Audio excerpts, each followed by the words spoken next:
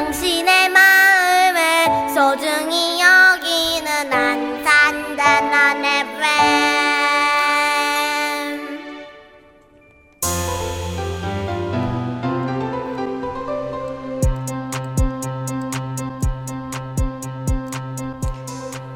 안녕하세요. 그녀들의 주책살롱의 라떼 짱이입니다.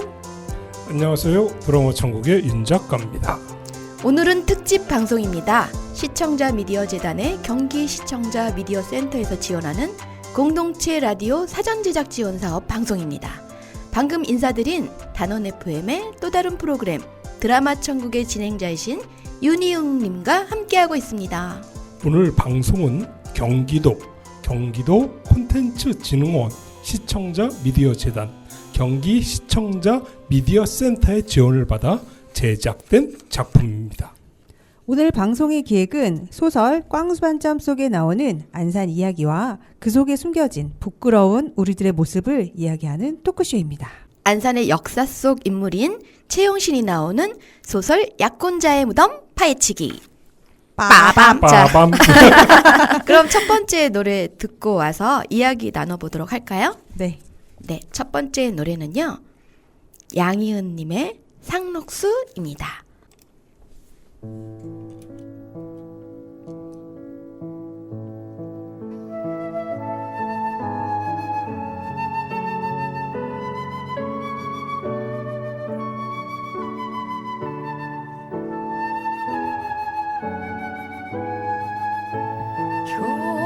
겨들의 푸르른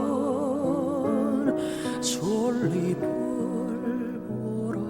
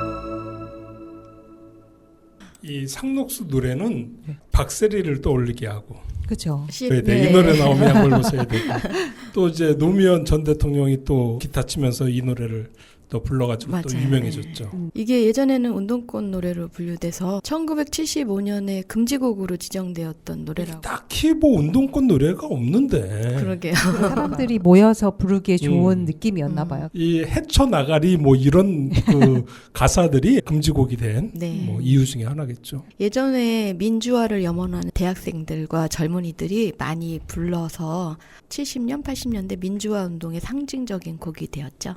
자, 그러면 약혼자의 무덤의 이야기로 또 넘어가 볼까요? 작가님이신 윤 작가님이 지금 나와 계신데요.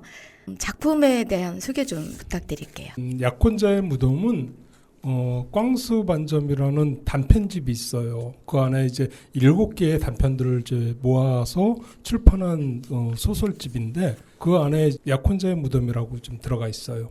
이 약혼자의 무덤은 제 경험담이기도 해요. 저도 이제 상록수 살 때 무덤을 가서 직접 보고 약혼자의 무덤이라고 비석에 써 있어요. 아, 그래요? 진짜요? 그걸 보고 이제 이거 뭐지? 하면서 이제 이걸 좀 알아보자. 그리고 이제 알아보니까 많은 이야기들이 숨어 있더라고요. 네. 그래서 그 이야기들을 한번 이제 쓴 이야기가 약혼자의 무덤인데 책 내용을 잠깐 얘기해 드린다 그러면은 네. 주인공은 역사 큐레이터 출신인 젊은 아직 취직 안 한 청년인데 저처럼 이제 상록수 생골교회 그 앞에서 약혼자의 무덤을 봅니다. 왜 약혼자의 무덤일까? 상록수 약혼자. 거기에 이제 의문을 품고 이제 조사를 합니다. 그 비석에 보면은 뒤에 길금복 여사와 5명의 자녀들의 이름이 다 적혀 있어요. 비석에. 아, 진짜요? 그러니까 이제 그 비석에 부인 이름도 있고 자녀 이름도 다 적혀 있는데 약혼자의 무덤 하면서 옆에 있는 게 너무 의아했죠. 주인공은. 그래서 요 이야기를 이제 조사를 한 내용을 쓴 소설이 약혼자의 무덤이다. 그럼 이 무덤이 그럼 최영신 기념관 그 근처에 있나요? 근데 진짜 부인 이름과 자녀들 이름까지 있으면서 최영신의 약혼자의 무덤이다. 그러면 예, 그렇죠. 뭐지? 결혼한 남편도 아니고. 남편도 아니고 너무 놀란 게 뒤에 길금복 여사 부인, 네. 길금복 여사와 5명의 자녀 이름이 다 써 있는 거야 비석에. 그런데 약혼자의 옆에 묻혀 있는 거잖아. 그렇죠, 그렇죠. 이게 말이 돼? 그러니까요. 그러게요. 이렇게 이제 이야기가 시작이 예, 되죠. 예. 그러면 소설 상록수에 나오는 음. 주인공을 실제 인물인 최영신을 모델로 했다고 하는데 소설 상록수에는 최영신이라는 인물로 나온다면서요. 그러면 여기 이 인물들 간의 차이점이 있을 것 같은데. 소설 상록수의 작가가 신문이에요. 신문이 그 서울에서 활동을 하다가 좀 이제 연류가 돼서 도망쳐서 고향으로 왔어요. 고향이 여기 서산 근처예요. 네. 그래갖고 이제 고향에 와서 이제 숨어 있었지. 몸도 좀 챙기고 네. 그러고 있는데 조선일보에서 소설 응모를 하는 거야. 이게 상금이 꽤 괜찮았어요. 그러니까 우리 지금 그때 당시로 하면은 한 10마리 값? 굉장히 엄청난 큰 상금이네요. 상금이 걸린 네. 이제 응모가 딱 떴는데 그때 마침 신문 작가가 신문을 보고 있는데 요 샘골교회 최영신이라는 농촌 활동가가 죽은 그 기사가 신문에 뜬 거예요. 네. 그 당시에 굉장히 이슈가 돼가지고 국민장 비슷하게 아주 이 안산 샘골 뭐 이쪽이 막 다 일어난 이야기를 신문에서 기사를 읽고 신문이 상록수에 와서 최영신 이야기를 듣고 그리고 주변 인물들한테 최영신이 활동 뭐 이야기 뭐 이런 걸 다 듣고 고향으로 내려가서 소설을 쓰기 시작해요. 네. 소설은 로맨스가 좀 있어야 되잖아. 네. 그러니까 신문은 상록수의 약혼자의 김학준에 대해서 잘 몰랐어요. 모르고 단지 로맨스를 집어넣기 위해서 신문의 조카가 박동혁이야. 근데 그 조카도 농촌활동 운동을 해요. 그래갖고 이거 조카 이야기하고 섞어가지고 로맨스를 하나 만들어서 넣자. 그래갖고 신문의 상록수에는 최영신과 박동혁의 로맨스가 들어간 거예요. 그래갖고 그 소설 최영신하고 실제 인물 최용신하고는 공통점은 같이 농촌 운동을 했다라는 것은 공통점이고 차이점은 소설 속에 최영신에는 로맨스가 있고 실제 인물 최영신에는 로맨스가 없죠. 그게 좀 차이가 있죠. 그럼 로맨스는 그냥 픽션이네요. 그렇죠. 예. 소설이니까. 그러면 이제 김학준이라는 사람이 이제 나오게 되는데 그 사람이 약혼자로 나오잖아요. 그럼 그 사람의 일생하고 그가 또 왜 상록수의 주인공이 박동혁이 자기라는 걸 왜 주장하게 됐을까요? 제가 이제 이 소설을 쓰기 위해서 많은 자료들을 이제 조사를 했어요. 읽어보고 이렇게 해봤는데 일단 내가 보기엔 김학준이는 관종이야. 관심 받는 걸 너무 좋아해. 그러니까 실제 인물 김학준이는 최용신보다 3살이 어려요. 그리고 이제 같은 원사는 고향 사람인데 최용신이가 3살인가 4살 때 마마 우리가 옛날에 비디오 보면 마마, 호환마마 뭐 최용신이가 그래서 얼굴서부터 몸까지 다 마마자국이 생겼대. 예전 그 곰보라고 하는 그거 말하는 거죠. 그래가지고 최용신이는 나는 결혼 못하겠다라고 생각을 했어요. 그 얼굴서부터 해갖고 이 마마 자국이 너무 심해가지고 어릴 때부터 이제 그 놀림도 많이 받고 그래갖고 마음의 상처가 굉장히 컸다라고 최용신이 친구가 얘기를 해줘요. 그래요. 최용신 친구가 그런 얘기를 해주는데 아무튼 최용신이 아버지 입장에서는 자기 딸이 시집도 못 가고 저렇게 될 것 같은 그런 두려움에 그런데 마침 같은 동네에 사는 김학준이라는 아이가 하나 있는데 애가 너무 똑똑해. 괜찮아.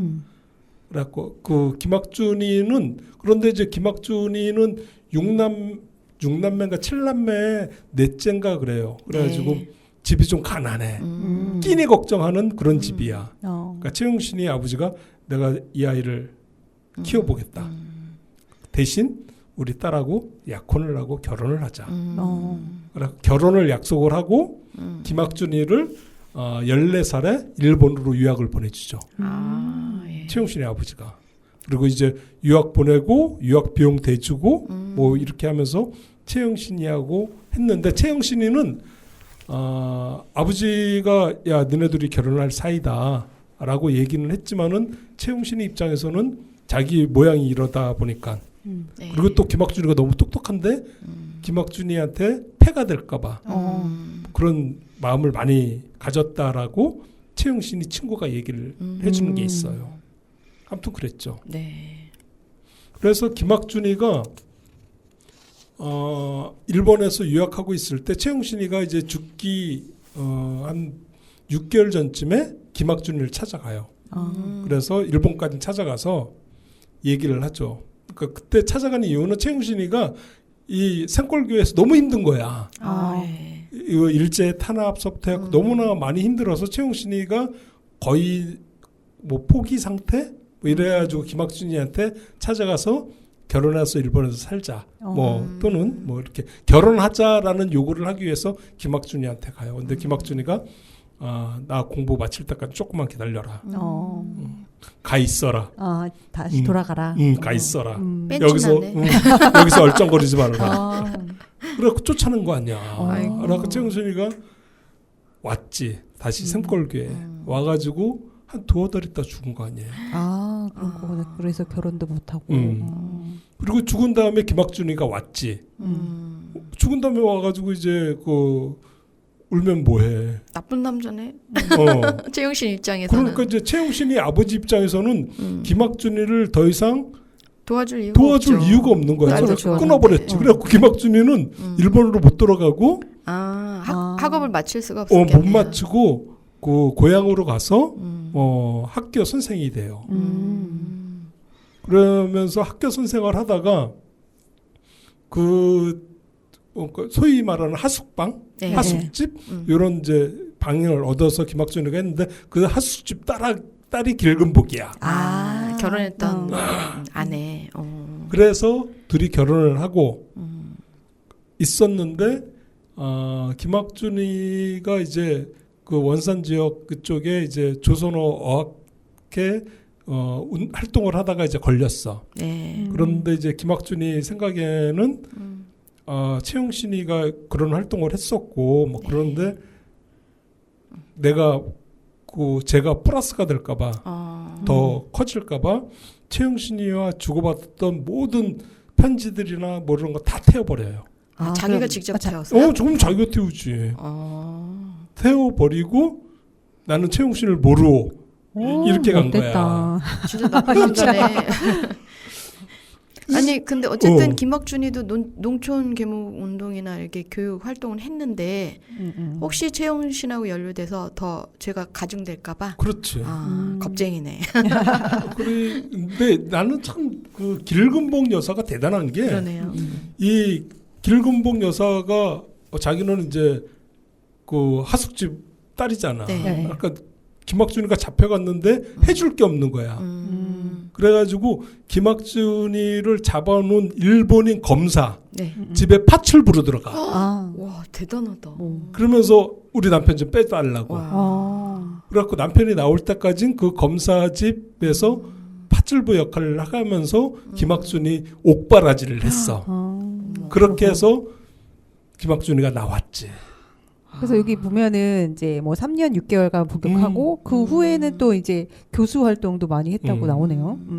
그리고 이제 김학준이는 그때 나오고 나서 전쟁 끝나고 뭐 이렇게 되면서 이제 교수 활동하면서 농촌 운동 뭐 이런 거 안 했어. 그냥 교수로만 살았어. 그냥 먹고 살려고. 그냥 교수로만 쭉 살았던 거야. 살다가 시문의 상록수라는 소설이 나오고 난 다음에 네. 그 시문의 상록수라는 소설이 나올 때까지만 해도 김학준이는 내가 박동혁이라는 얘기를 안 했지. 안 하고 있다가 상록수라는 영화가 나왔어.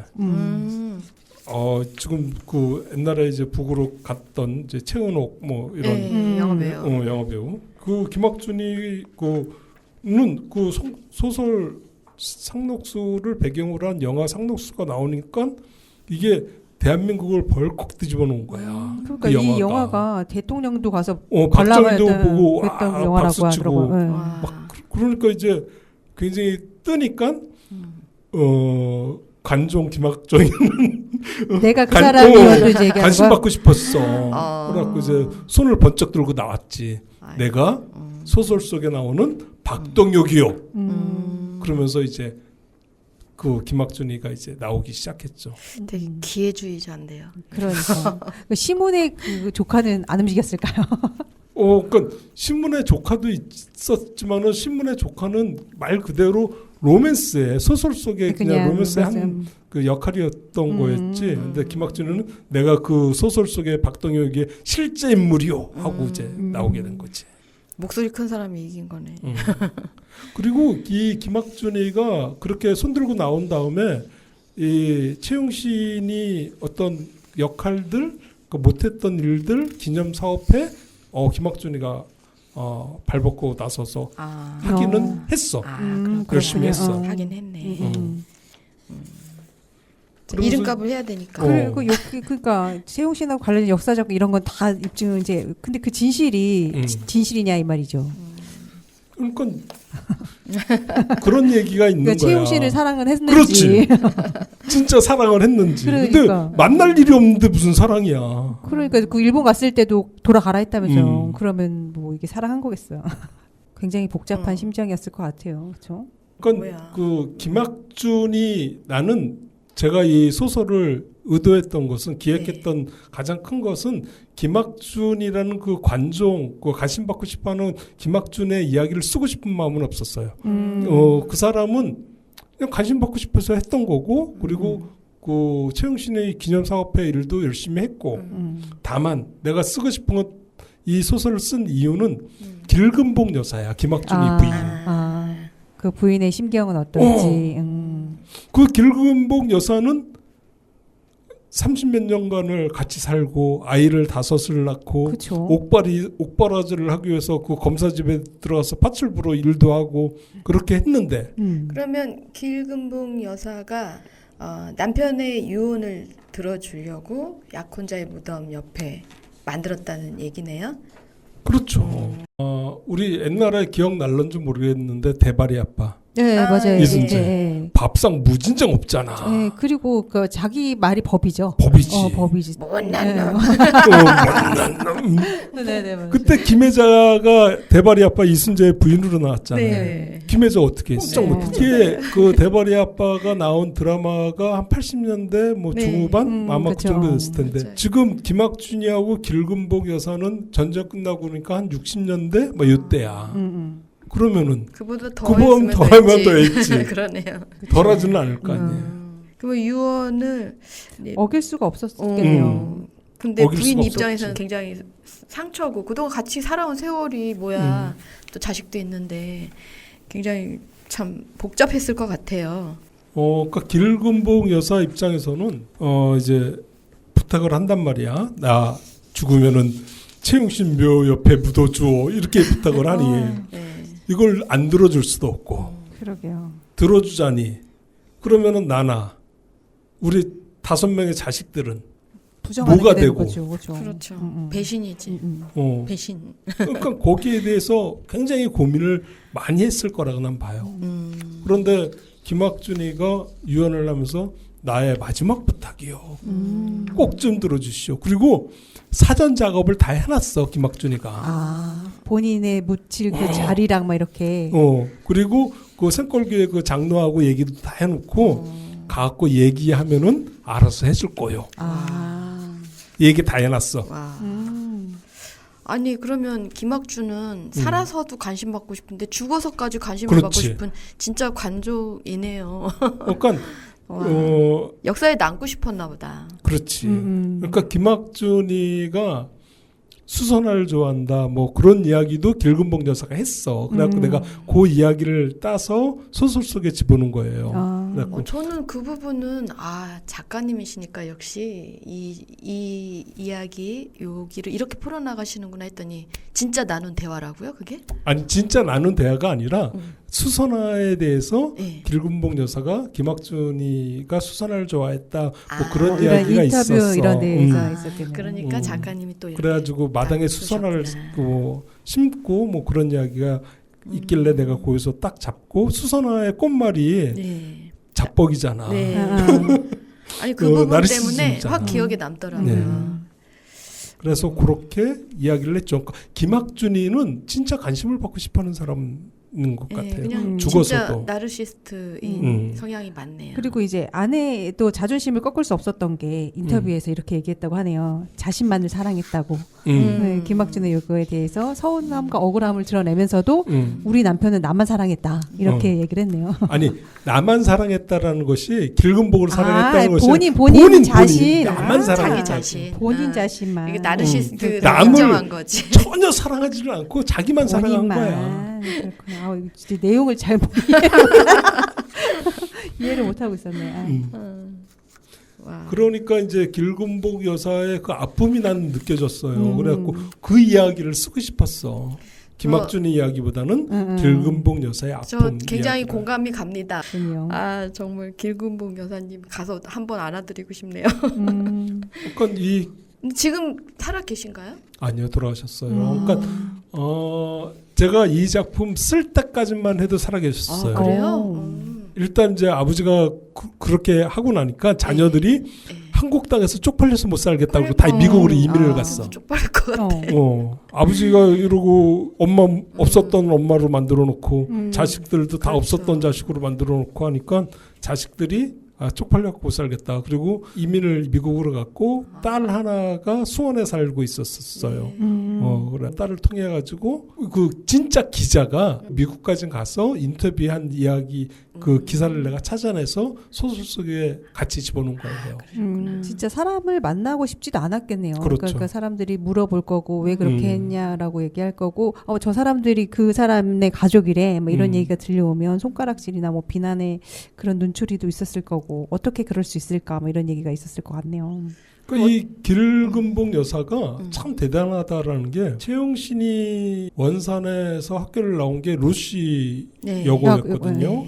여학교인데 우리나라의 당시 그러니까 그 당시에 루시 여고가 차지하는 비중이 굉장히 컸어요.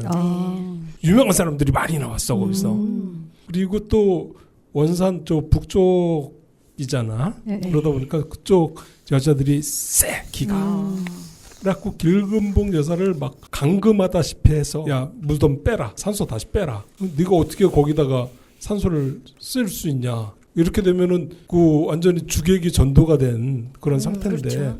빼라. 길금봉 여사가 죽어도 안 뺐잖아. 진짜 그런 일이 그러네. 있었어요? 남편의 유언이다. 나는 유언을 따랐을 뿐이다. 오, 대단하네. 난 못 뺀다. 빼고 싶으면 너희들이 빼라. 근데 너희들이 삽질을 한 번만 하면 난 신고할 거다. 그리고 나 막 싸우다가 이제 미국으로 도망갔다라기는 뭐하고 미국으로 갔죠. 이민을. 근데 왜 그렇게까지 했을까요? 남편의 유언이잖아. 그러니까 가부장적인 그렇지. 사회에서는 남편의 남편 유언을 말이 지켜준 그렇죠. 거지. 막 마지막 지키는. 부탁이다. 뭐 그러면서 이렇게 요구를 하니까 이제 더 이상 관계를 끊자. 그리고 이제 미국으로 가버린 그러니까 거죠. 자녀들하고도 엄마하고 다툼도 많았을 것 같긴 하네요. 아직 뭐 자녀들은 반대할 수 있었는데 엄마는 아빠의 유언이니까 절대 지켜야 그렇겠죠. 된다. 뭐 이렇게 될 수도 있었을 것 같네요. 그러니까 이제 자녀들도 나의 아버지 김학준 아무도 얘기를 안 하잖아. 아버지 없습니다. 뭐 이렇게 이야기할 정도로 아버지를 다 버렸죠.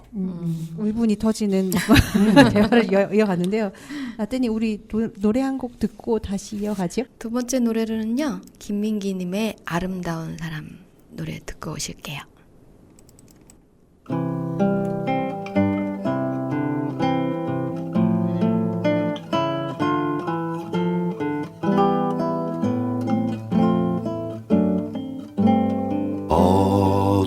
어두운 비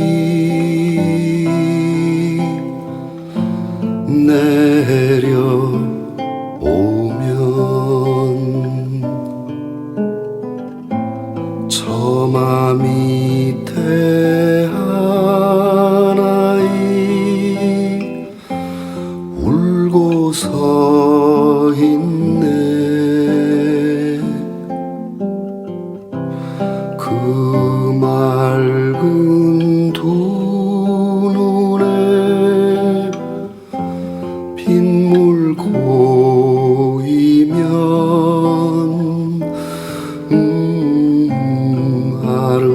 아름다운 그이는 사람이여라.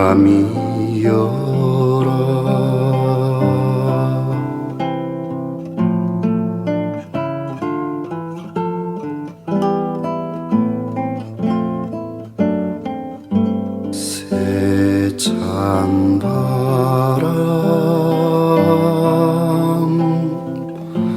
불어오면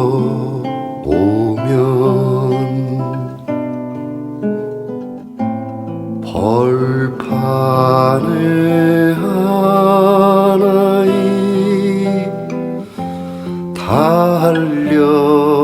달려가네.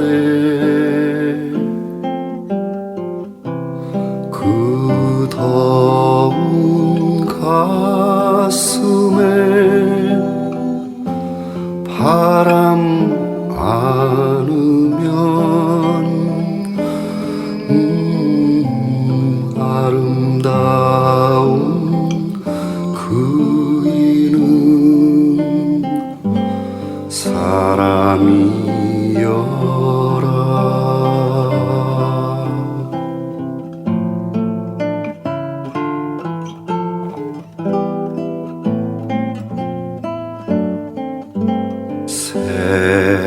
새하얀 눈 내려오면 산 위에 한 아이 우뚝 서 있네. 그 고운 마음에 노래 울리면 아름다운 그이는 사람이여라. 그이는 아름다운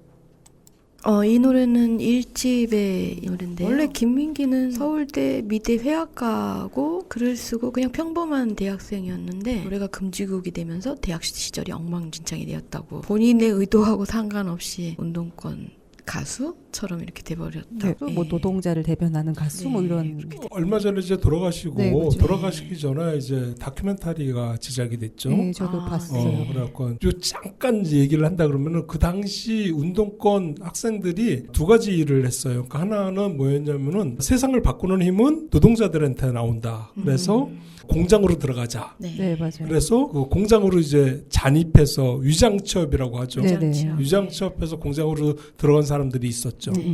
대표적인 사람들이 뭐 심상정, 노회찬 뭐 이런 사람들이 그 공장으로 들어갔고 그러면서 이제 노동활동, 노동운동을 하면서 대학생 신분을 속이고 대학생 들어간 신분을 거죠. 가는 경우가 있고 김민기처럼 예술 쪽으로 네, 문화 네, 활동. 맞아요. 활동으로 민주화 운동을 했던 사람들이 있었죠. 그러니까 이제 보통 이제 크게 두 개 가지로 나누는데 김민기는 그러니까 예술적인 감각이 뛰어났던 것 같아요. 김민기도 인천의 피혁 공장에서 일하면서 점심 시간에는 기타를 치면서 노래를 불러주고 또 옆 공장 노동자들도 노래 들으면서 음악으로 치유됐다는 걸 느꼈대요. 그래서 공장의 물빛이라는 노래를 그때 제작을 했다고 하네요. 또 그리고 학전 소극장 네. 하면은 또 김민기를 네. 대변하는 그 그쵸. 소극장이지 않나 싶어요. 유명한 가수들이 많은데요. 장필순, 박학기, 들국화. 나중에 네, 김민기 특집 한번 해요. 예, 그렇죠, 그렇죠. 그렇죠. 진짜 할 말이 많겠는데요. 자, 노래 잘 들었고요. 또 다음 이야기 이어서 가볼까요? 저는 그렇게 생각했어요. 그러니까 안산에 이 우리가 안산을 안 산다 하면서 사는 곳이 안산이다 네, 라고 맞아요. 얘기를 하고 또 안산이 원주민 비율이 한 10%가 안 돼요. 그 옛날에는 더 떨어졌는데 요즘 이제 안산에서 태어난 아이들이 있다 보니까 네, 네, 맞아요. 우리 아이들도 안산에서 태어났거든요. 맞아요. 저희 아들도. 저희 아이들. 걔는 그 친구들은 이제 원주민이야. 네, 안산에서 그렇죠. 태어났으니까. 그러니까 원주민 비율이 좀 많이 올라가기는 했어요. 많이 올라가긴 했어도 다른 시도에 비하면은 안산이 굉장히 이주민 비율이 높죠. 예전부터 많았다고 많았죠. 하더라고요. 네. 이 반월공단 역사 생긴 역사 이야기하면은 또 이것도 또 1시간짜리야. 그러네요. 굉장히 이 안산이 고려 시대서부터 이름이 안산이었어. 네, 맞아요. 그래요. 굉장히 오래된 지명이에요. 안산이라는 지명이 고려 시대도 안산이라고 불렀다고 그러더라고요. 아무튼 이 안산의 유명한 역사적인 인물을 뽑으라 그러면은 누가 있을까요? 김홍도도 있고 김홍도, 예. 성호 이도 있고. 그리고 최용신 여기 최용신 네, 이렇게 최용신도 있단 말이에요. 최용신 기념관도 있잖아요. 네. 그러니까 김홍도나 성호이익이나 이런 분들은 너무나 크신 우리 대한민국이 너무 큰 사람이다 보니까 네, 그렇죠. 우리가 하지 않아도 많은 사람들이 연구를 해요. 네. 그리고 정리가 되어 있고 드라마도 만들어지고 네. 네. 이야기가 많잖아요. 최용신만큼은 그렇게까지는 비중 있게 조명을 못 받고 있어요. 왜냐면 영화 속의 인물이지 않을까라는 생각들을 더 많이 하는 실제 거니까. 인물이었어? 이거요. 그렇죠. 맞아요. 이게 굉장히 많아요. 실제 인물이야? 실존이야? 그러니까 저도 영화를 예전에 흑백 영화로 그렇죠. 나왔었잖아요. 잠깐 보고서는 저분인가? 막 이랬. 저도 최용신을 알게 된 게 저희 아이가 지금 대학생인데 초등학교 3학년 이때 최용신 기념관에서 아이들을 모집을 해서 생꿀학교 재현하는 체험 프로그램이 있었어요. 그걸 하면서 최용신이라는 인물을 알게 됐거든요. 그 생꿀학교 주변에 상록수역을 시작으로 해서 곳곳에 동상이 있어요. 지금도 지나다니다 보면 있을 텐데 그 동상의 의미가 뭔지도 몰랐다가 그때 아이들하고 같이 체험활동하면서 그때 알게 됐죠. 동상이 보니까 최용신이 아이들하고 같이 교육하는 장면도 나오고 그런 동상이 있었고요. 생골학교까지 가서 실제 최용신이 가르치는 것처럼 아이들도 그때 시대에 옷 입고 또 주먹밥 먹고 그러면서 이렇게 수업하는 장면을 재현했던 게 생각나고. 그러니까 이 안산의 나는 딜레마라고 보는데 네. 이 최용신은 고향은 원산이야. 안경부터 네, 원산이고 네. 안산에서 지냈던 시간은 한 한 3년? 3년? 네, 4년? 뭐 이렇게밖에 안 돼. 근데 아무튼 안산에서 이제 돌아가셨고 네. 이 기념관이 요 안산에 있고 네. 우스갯소리 하나 하면은 소나기 소설 알죠? 네네. 네네. 작가가 누구야? 황순원. 황순원. 네. 고향이 어디예요? 양평에 양평. 기념관이 있더라고요. 응. 네. 작가의 고향은 평양이에요. 네. 아. 평양인데 양평에 기념관이 있죠. 네, 맞아요. 황순원 소나기 문학관. 네, 네, 맞아요. 왜 양평에다가 했을까? 소나기의 배경이 거기여서 그렇지 않을까요? 소나기 소설에 양평이라는 단어가 나와요. 아, 단어 아. 하나 때문에. 그 소녀가 양평에 있는 그러면서 양평이라는 단어가 나와. 그렇군요. 그래갖고 참 양평시가 진짜 대단하다라고 느낀 게 황순원 작가 생전에 양평이라는 소나기에 그게 나오는데 황순원 작가는 고향을 못 가 평양이니까 네. 그러면은 황순원 작가한테 가서 얘기를 한 거야. 소나기의 소설에 양평이라는 단어가 나오지 않냐. 네. 양평에서 문학관을 지어주겠다. 와. 당신 문학관을 지어주고 하는데 조건은 여기에 묻혀라. 묘도 거기 있었네요. 있어요. 문학관 옆에 보면은 황순원 선생님 그 부인하고 같이 묘가 있어요. 아, 양평이나 평양이나 비슷하잖아. 그렇죠, 그렇죠. 그러네요. 제가 문학관 다녀왔거든요. 작년에 다녀왔는데 지나가다 우연히 봤는데 있더라고요. 그래서 올라가서 보고 하는데 그 잔디밭에 시간대별로 소나기를 맞아요. 뿌려줘요. 그 소나기. 정시되면은 네. 물이 쫙 스프링쿨러가 네, 돌면서 그래서 그 물이 소나기가 내리잖아요. 네. 그러니까 양평에서 아무런 연고가 없는 황순원을 데려다가 소나기 문학관을 만들고 황순원 문학관을 만들어서 그걸로 인한 관광 네, 그쵸. 그런 게 굉장히 인프라가 네. 커졌잖아요. 안산은 최용신이라는 실존 인물이 있었던 곳이야. 그렇죠. 만들려면 얼마든지 양평 황순원 문학관 이상의 그런 걸 만들 수 있는데 인프라를 만들 수 있는데 이것을 상록수라는 소설 때문에 사람들이 실존 인물이야? 라고 물어보는 그런 상황까지 온 건 난 안산시의 책임이라고 봐요. 그러네요. 만들려면은 안산시를 알릴 수 있는 아주 좋은 소나기의 양평이라는 단어 하나 갖고도 양평에서 그렇게 했는데 그렇죠. 채영 씨는 안산에서 3년 4년을 있었는데 그리고 여기서 죽었는데 그런 게 좀 많이 속상하죠. 그분이 하셨던 이제 실제 업적 같은 것들도 굉장하죠. 잘 모르잖아요. 그러니까 그래 농촌 계몽 운동은 했어. 근데 그게 어떤 거야?라는 걸 또 이제 파헤치려고 보면 어떤 게 있었을까요? 우리가 여성이라는 관점에서 한번 볼 필요가 있어요. 그러니까 최영신이 여성이었는데, 그러니까 일제 시대 때 여성, 한국 여성이 농촌에 와서 활동을 해, 계몽 활동을. 그러면 이제 뭐 한글 가르치고 그렇지. 그런 거 하는 거죠. 그걸 남자들은 인정도 안 해주고, 또 어른들은 저 여자가 저렇게 나댄다 그러잖아요. 네. 뭐 나대고 뭐 이런 것도 꼴 보기 싫고. 그리고 일제 시대니까 어떻게 보면 되게 위험할 그렇죠. 수도 있죠. 예. 그리고 젊은 나이였죠. 그럼 20살짜리 뭐 굉장히 용감한 여성이네요. 우리나라 여성 농촌 활동의 어떤 선구자 역할을 최용신이가 했단 말이에요. 여성 운동의 한 획을 긋는 인물이지. 완전 멋진 언니인데요. 멋진 언니야. 그러면 안산시에서 역사적인 인물로 당연히 추대를 해야 되겠는데요. 그럼 지금 최용신의 생애를 바탕으로 한 콘텐츠 뭐 이런 게 있나요? 이제 뭐 6월에서 11월까지는 유아를 대상으로 금요일마다 애들 체험할 수 있게 하더라고요. 아, 그래요? 그런 게 있었고 최용신 기념관에. 기념관에서. 예, 그리고 이제 뭐 초등학생은 연계 안산을 찾아가는 뭐 그런 연계 활동으로 해서 성호 이익 박물관 뭐 이렇게 돌아가면서 체험할 수 있는 그런 것들이 있었는데 그런 것들도 점차 없어지는 추세인 것 같아요. 많이. 그리고 제가 그때 활동할 때 그 기념관에서 사회복지사 선생님께서 얘기하셨는데 그림책이 있대요. 최용신을 모티브로 한 이게 이제 교과서에도 나오고 아예 역사적으로 좀 더 이렇게 구체적으로 역사적인 인물로 이렇게 나왔으면 좋겠다. 그때까지 이런 활동을 열심히 하고 싶다 이렇게 얘기하셨었는데 그림책 내용은 되게 단순했어요.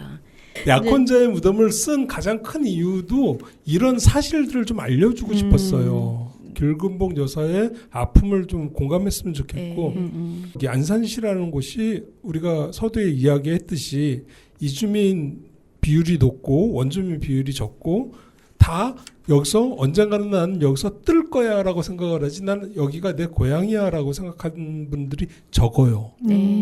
그러면은 그런 사람들이 이 안산에 채용심리가 있던 김홍도가 있던 관심이 별로 없어. 관심이 나는 이 동네에 뜰 거니까. 아. 그런데 지금 아까 우리가 얘기했잖아요. 우리 아이들도 안산에서 네. 태어났고 안산이 고향인 아이들이 있고 네. 뭐 그런 아이들이 이제 많이 늘었단 말이에요. 그 그렇죠. 아이들의 고향은 안산이야. 그러면 이제 우리가 흔히 말하는 애향심 뭐 이런 것들이 그 아이들한테는 있어요. 내 고향은 안산이야.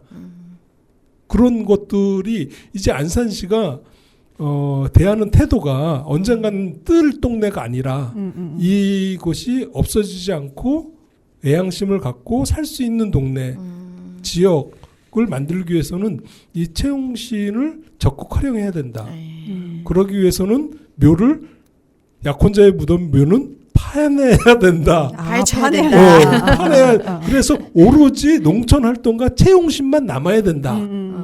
그러네요. 그렇게 보니까 약혼자의 무덤이라고 하니까 그 약혼자가 되게 돌출이 되고 그리고 채용씨는 그 사람의 그 그냥 약혼자일 약혼자인가? 뿐이야. 그러니까 테두리에 있는 사람인가라는 생각이 드네요. 주인공이- 보호받아야 되는 어. 사람인가라는 생각이 드네요. 주인공이 채용신이 아니라 김학준이 돼버린 거야. 그러니까요. 그렇게 프레임이 씌워지네요. 예.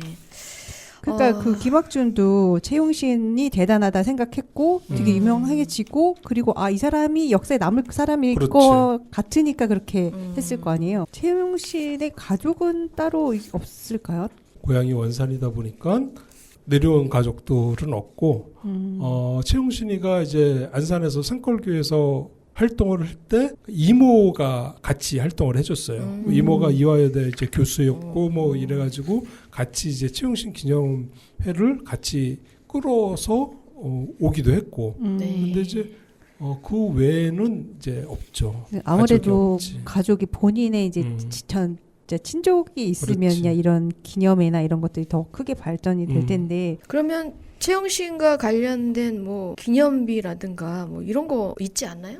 나는 그래요. 그러니까 기념비 동상 네. 백날 세워봤자 소용없다. 무덤을 파야 된다. 무덤을 그게 더 파내라. 중요하다. 채용신만 오로지 채용신만 남겨야 된다. 순수하게 어. 채용신에 집중할 수 있게 그러네요. 소설의 여주인공이 아니라 인간 농촌 활동가 여성 활동가 채용신만 남아야지. 무덤 파는 게 시급한데 우리가 옛날에 그 기억나실런지 모르겠어요. 서울시청 네. 일제가 만든 이제 서울 그걸 이제 뿌셨잖아요. 부시느냐 이전하느냐를 가지고 막 논란이 네네. 했다가 김영삼 대통령이 부셔버렸어요. 부셔버렸잖아요. 예. 그냥 방약 부셨. 맞아. 나는 그것도 뭐 논란의 여지가 있었지만은 옮기는 것도 난 나쁘지 않았다. 막 그렇게 생각을 해요. 이게 시간이 오래 가면 갈수록 무덤을 옮기기가 더 힘들어질 거예요. 그렇죠, 그렇죠. 그러면 그 유언은 뭐 공소시효나 뭐 유효기간 이런 거 없어요? 그 그러니까 효력이 지나면 그것이 이제 저는 그렇게 생각해요. 공감대만 형성이 된다 그러면 네. 그러니까 안산시에 그 많은 사람들이 서명 민원실에 운동이나? 민원을 넣었어. 민원을 넣어가지고 그 민원 결과를 내가 다 읽어봤어요. 예. 읽어봤는데 이것은 뭐 역사적인 가치가 있는 그런 거기 때문에 함부로 할 수가 없다. 그 민원실 답변으로 이렇게 있어요. 그럼 역사적인 그 가치라는 것이 정확하게 밝혀지지 않은 거네요. 그 상록수의 약혼자의 무덤에 갖고 들어간 지가 한 50여 년 가까이 지나다 보니까 이걸 쉽게 파헤칠 수가 없다라는 거야. 예. 그동안의 역사적 가치라는 그렇지. 거죠. 그러면은 이것은 이제 안산시나 뭐 시민들이나 이런 공감대가 모여서 그 자리가 아닌 다른 자리로 가자 이거야. 그렇죠, 그렇죠. 약혼자의 무덤인데 꼭 옆에 있을 필요는 없잖아요. 그러니까 그게 그 사람이 그냥 채용씨는 약혼자였다. 그것만 이제 어디다 쓰면 되지. 이장을 해가라는 거지.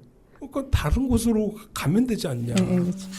아니면 좀 한 블록 뒤에가 있던지. 그죠, 그죠. 이렇게 이렇게 돌다가 봤더니 여기 무덤이 있네. 이게 뭐야? 했더니 옛날에 약혼자가 있었대라는 그 사람들의 근데 가족. 그 채용신 기념관 가서 보면 알겠지만은 그 약혼자의 무덤이 제일 중앙에 있어.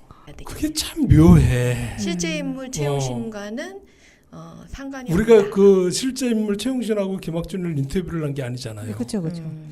그런데 이것을 참 판단하기가 묘한 거야. 그러네요. 근데 뭐 어렸을 때 또 약혼을 했다는 사실도 누군가 얘기를 했다고 어. 그러고 아니라고 하기도 애매하고 어. 그러네요. 약혼자였어서 혼자 이제 호련을 단신이었으면 뭐 인정을 해주겠어. 그렇지. 그게 결혼도 안 하고. 네, 그런 결혼도 하고 자식도 낳았으면 이제 약혼자는 파혼이 된 거잖아요. 그러면 이제 거기에 묻힐 이유가 없는 그럼 거지. 파혼자의 무덤으로 바꾸죠. 그런 것들이 좀 정리를 좀 할 필요가 네, 있다. 정리가 필요하네요. 네. 네. 아이들하고 체험학습으로는 활동이 되고 있고 그리고 문학상도 같이 있는 걸로 알고 있는데 더 많이 알려져야 되는 것 같네요. 어쨌든 최용신이라는 인물에 좀 더 부각을 해야 되고 이 인물의 업적이나 인물을 주제로 한 이 이슈가 더 커져야 될 것 같아요. 그렇죠. 이 당시에 농촌 계몽 운동이면은 정말 몸이 약했어도 정신력이랑 이런 건 되게 강인했던 여성분이었을 거잖아요. 그렇죠. 애국심도 네. 엄청났을 것 같고. 이 약혼자의 무덤이라는 소설은 저는 이제 최용신을 다시 재조명해야 된다는 이야기를 네. 하고 싶었고, 네, 재조명. 그리고 또 하나는 이 길금복 여사의 그 아픔을 그 당시에 그 여자라는 이유로, 그 여자라는 이유로 남편의 말도 안 되는 유언을 받아야만 하는 그런 아픔을 좀 얘기하고 싶었어요. 그래갖고 지금도 여자라는 이름으로 많은 것들이 그 자행되고 있잖아요. 그렇죠. 그렇죠. 그런데 그때나 지금이나 변하긴 했지만은 그렇게 눈에 띄는 그런 변화가 있을까? 그러니까 여성주의적인 관점에서 한번 볼 필요가 있다. 그래서 약혼자의 무덤을 쓴 거예요. 엄청 섬세하시네요. 그러니까요. 여성 입장에서 그렇게 공감하는 게 이게 남자 작가분 입장에서 쉽지 않으실 텐데 저는 여자로서 되게 공감을 많이 했거든요. 이걸 읽으면서. 왜냐하면 아직도 여자라는 이유로 주변에서 보는 시선을 의식을 안 할 수 없고 또 그 역할에 따르는 그런 그 행동, 책임감 이런 게 있잖아요. 근데 나의 자의적인 의견은 어느 정도 죽여야 되고 이런 상황이 사실 되게 많아요. 근데 길금복 여사도 그때 당시의 시대 상황으로 봤을 때는 남편의 유언을 무시하기가 힘들었을 것 같긴 해요. 그 길금복 여사나 그의 자녀들은 어떤 마음으로 살아갈까? 그러니까. 평생을. 지금 이제 자녀분들도 이제 나이가 꽤 있으실 거예요. 꽤 됐겠죠. 근데 정말 아쉬운 거는 진짜 김학준이라는 인물이 최용신만큼 농촌운동도 열심히 하고 교육 그렇지. 활동도 열심히 했다면 그러면 이 이름이 같이 빛났을 텐데. 예. 그 김학준은 그 전쟁 끝나고 나서 한국 전쟁 끝나고 나서 그냥 평범한 교수로 살았어. 교수로 그러니까 최용신이를 잊어버린 거지. 다 편지 불태우고 다 태워버리고 다 잊어버리고 살았고 하다못해 그 부인 길금복 여사도 최용신이라는 사람을 몰랐어. 그 결혼 당시에 뭐 말 안 몰랐지. 했겠죠. 말을 안 하고 편집을 태우고 뭐 그런 것만 보고 그런가 보다 했지. 몰랐는데 그 영화가 빵 터지고 난 다음에 김학준이가 어느 날 갑자기 손들을 뻗쩍 들고 내가 박동혁이요 이렇게 나올 줄은 누가 알았겠냐고. 그냥 그러니까. 무덤까지 가져가시지. 참, 네. 많은 사람들 곤란하게 그렇게 하시네요. 보면 왜곡되는 역사가 굉장히 많을 거예요. 이것뿐만 아니어도. 그렇죠. 네. 우리가 흔하게 그런 얘기하잖아요. 역사는 승자의 기록이다. 맞아요. 맞아요. 이긴 사람 마음대로 쓰는 거지 뭐. 또 목소리 큰 사람.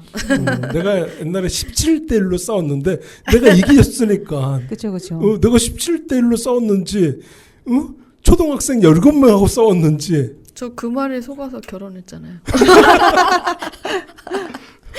그러니까 역사의 기록을 그래서 뭐 이제 다른 얘기가 또 되겠지만은 그 역사를 민중 역사라는 이야기를 해요. 네. 민중들이 바라보는 역사는 다른 그러니까 승자의 역사가 아닌 민중의 역사를 맞아. 한번 바라보자. 그러면서 요즘 이제 학교에서 네. 많이 연구들을 하고 있죠. 네. 자, 그렇다면 진짜 약혼자의 무덤이라는 소설이 아니었으면 우리도 지금 이런 방송을 할 수가 없었겠죠. 네, 저희도 굉장히 좋은 소설 네. 아니에요? 그렇죠, 그렇죠. 새로운 걸 안산의 알게 역사 되었고. 이야기잖아요. 네, 안산의 역사에 새로운 관점이 생긴 것 같아요. 그래서 우리 윤 작가님께 그러면 결론을 좀 지어주세요. 어떻게 하면 될 것인가? 제일 첫 번째 무덤을 팔아. 무덤을 봐라. 네. 무덤을 옮겨라. 옮겨서 옮겨라. 네.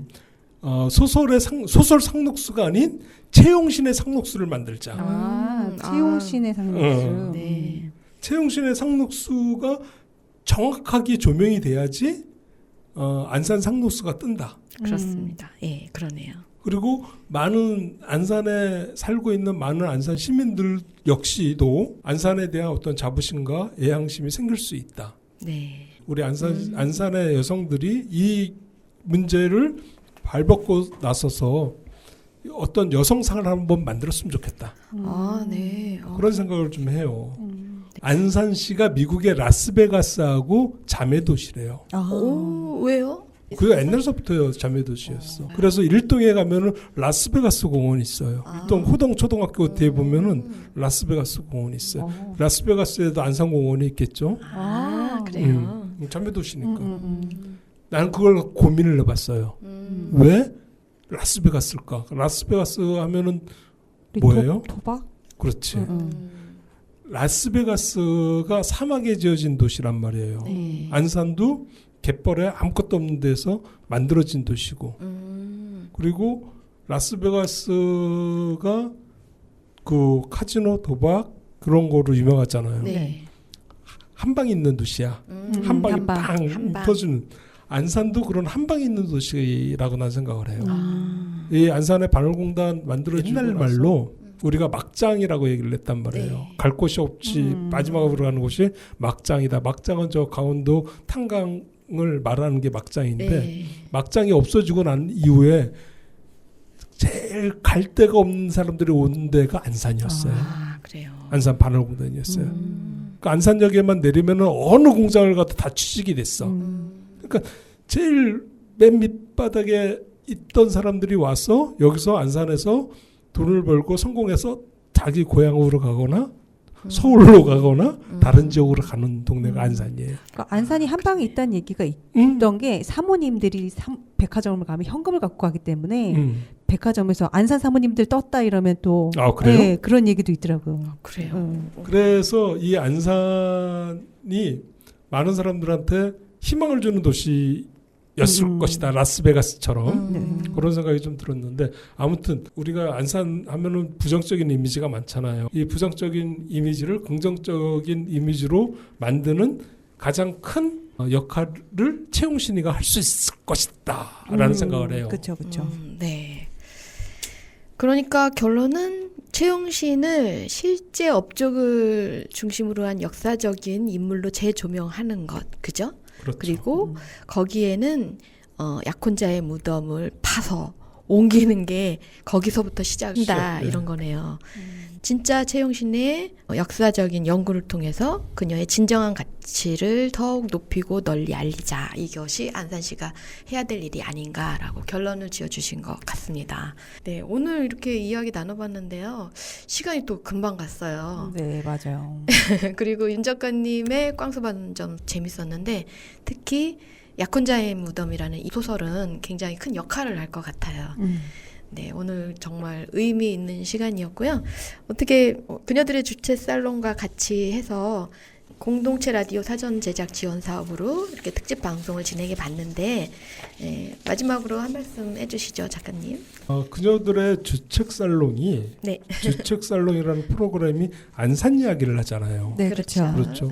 안산의 맛집이라든지 안산 사람들이라든지 안산 이야기를 많이 하고 있는데 그 안산 이야기를 많이 한다라는 것은 좋아하니까 그렇죠. 안산을 맞아요. 좋아하니까 그래서 이야기를 많이 하는 건데 안산을 더 좋아하게 만드는 방법 중에 하나가 채용신이다. 그 이야기를 꼭 드리고 싶었고요.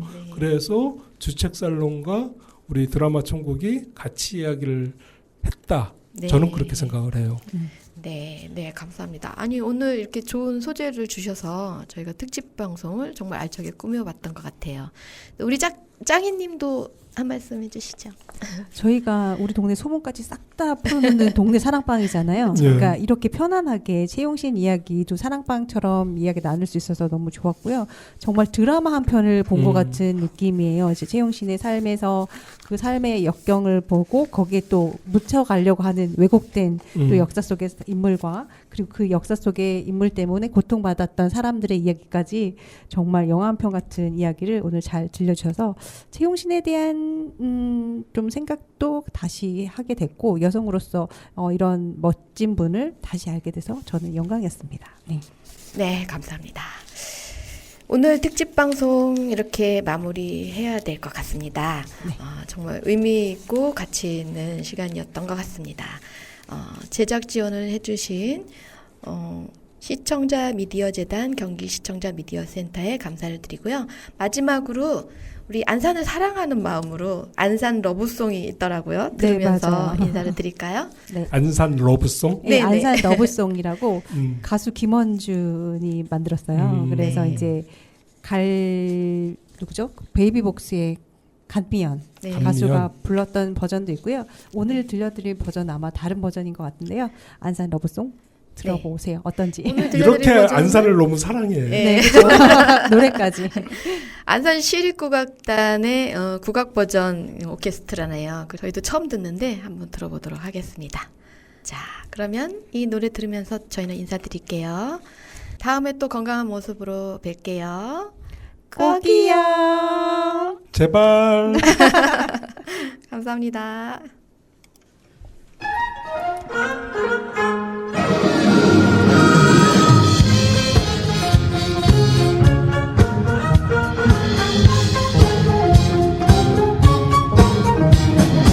안산 없이 못 살아 안산 없이 못 살아 안산 없이 못 살아 안산은 내게 전부야 안산 없이 못 살아 안산 없이 못 살아 안산 없이 못 살아 안산은 내게 최고야 안산이 내게 행복을 주네 안산이 내게 기쁨을 주네 안산이 나의 친구가 되주네 안산과 영원 성과 성을 이어줘 대부도를 들어 시와에서 비춰줘 달빛 렛츠라이드 상록거리마다 감동이고 사랑스러운 산원 역시 아름다워 향기로운 바다 수목원의 좋은 다이브 석양은 낙두 전망대가 얼씨고 상록거리마다 감동이고 사랑스러운 산원 역시 안산 러브송이로구나